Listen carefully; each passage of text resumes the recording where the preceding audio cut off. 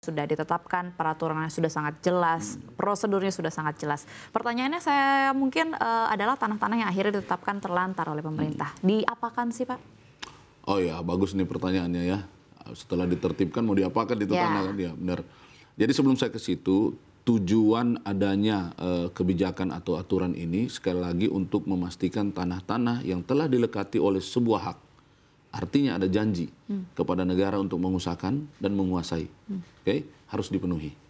Tidak boleh ada tanah yang tidak produktif dan idle karena akan memancing potensi konflik di situ. Nah, kalau kembali ke pertanyaan tadi, apa tadi yang ditanyakan?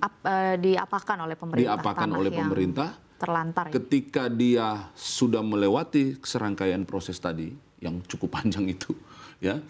Tetap saja tidak diberdayakan, tetap saja tidak diusahakan, maka negara harus mengambil langkah tegas, menetapkan dia sebagai tanah terlantar.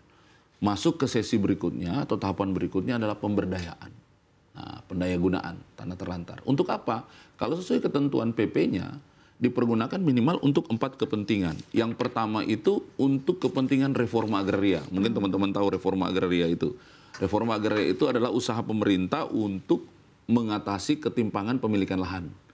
Para petani yang landless, masyarakat yang menggarap tapi belum punya tanah, belum punya sertifikatnya sendiri, itulah yang menjadi subjek dan objek reforma agraria. Jadi si tanah ini salah satunya untuk itu, pemanfaatan itu. Terus yang kedua untuk apa yang disebut sebagai tanah cadangan umum negara, TECUN. Nah, TECUN itu untuk macam-macam kepentingan strategis.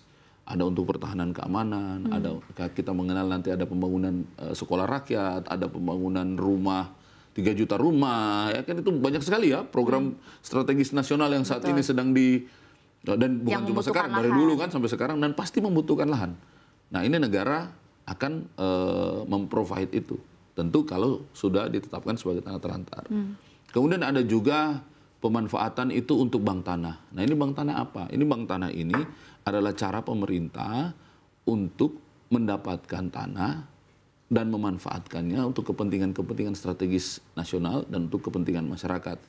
Kalau bank tanah ini ada, ini dia kan akan semacam salah satu kebijakan pemerintah untuk menjaga stabilitas harga tanah. Ketika negara membutuhkan tanah, dan negara bergantung 100% kepada harga pasar, itu kan bisa luar biasa sekali cost ya untuk pembebasan tanahnya. Betul. Tapi kalau negara punya bank tanah yang memang peruntukannya dapat dipergunakan untuk serangkaian program kebijakan tadi, tentu saja ini itu kan akan menekan cost pemerintah. Ya.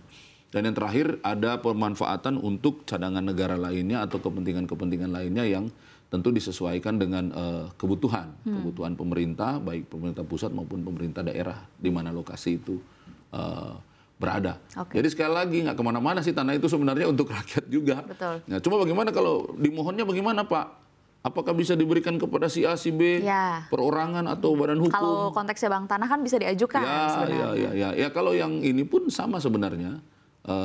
Dengan melihat siapa yang akan membutuhkan tanah itu, maka kita kembali ke ketentuan pemberian haknya, di mana subjeknya harus jelas. Misalnya kalau reforma agraria itu, nama programnya itu redistribusi tanah. Jadi negara memberikan tanah sekaligus mensertifikatkan. Oke, jadi tetapi siapa yang menerimanya? Nah itu ada yang namanya GTRA, Gugus Tugas Reforma Agraria, di level provinsi maupun kabupaten kota. Ketuanya itu bupati, kalau di kabupaten, wali kota kalau di kota, gubernur kalau di provinsi. Nah mereka beliau-beliau itu yang kemudian menentukan siapa subjek penerimanya. Subjek penerimanya. Sementara objeknya yang mau diberikan kan sudah ditetapkan oleh BPN, yang tanah terlantar tadi itu. Nah itulah cara mendistribusikan sesuai ketentuan aturan. Oke.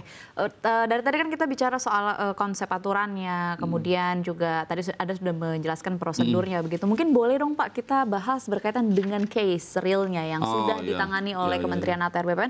Seperti apa prosesnya, mungkin yang paling besar atau yang mungkin paling panjang atau mungkin paling sulit, seperti apa contohnya dan di daerah mana Pak? Oke.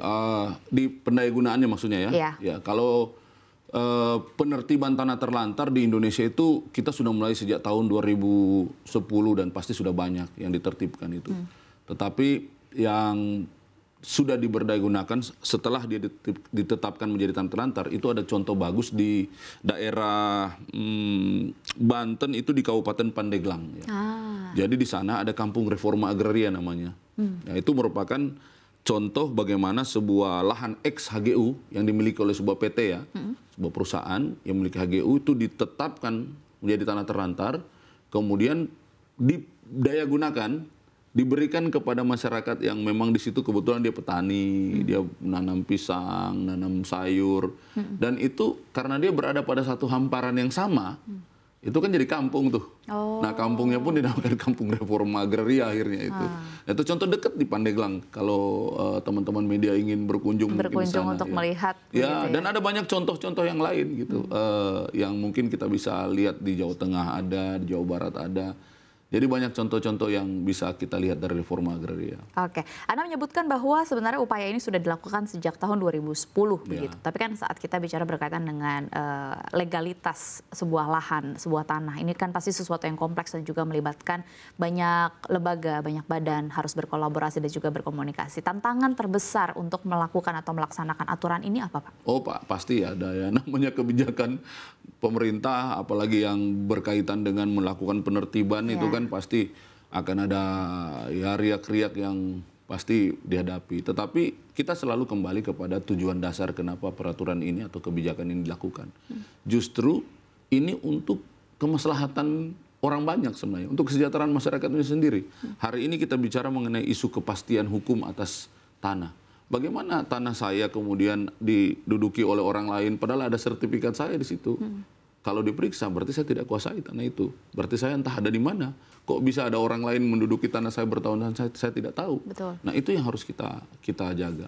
Kalau yang berkaitan dengan HGU, HGB, nah ini kan biasanya badan usaha, ya, korporasi, ya. Nah, dia itu kan pasti ada plan bisnis. Ya, kita berusaha memahami plan bisnisnya. Dia butuh berapa tahun untuk mengusahakan itu. Sebenarnya yang ditanya negara ya itu, janji dia aja. Ya, betul. Negara tidak mengada-ada seolah-olah ingin menyita tanah yang kan dalam 2 tahun itu kan apa tanahnya dibiarkan kosong melompong 2 tahun tanpa ada sebuah aktivitas.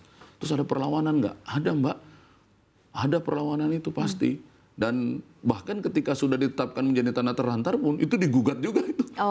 Bisa digugat juga SK. Berarti pasca ditetapkan pun kami harus berhadapan di depan hukum. Meja hukum. Bahwa apakah proses penetapan tanah terlantar ini sudah memenuhi kriteria yang diatur di dalam undang-undang. Itu kan biasa challenge-nya seperti itu. Betul. Ya. Sepanjang kita memang melakukan dengan proper, ya kita yakin gitu. Tapi tantangan pasti ada. Tugas yang besar begitu ya Pak, yang panjang dan juga pasti butuh waktu yang juga sangat panjang begitu.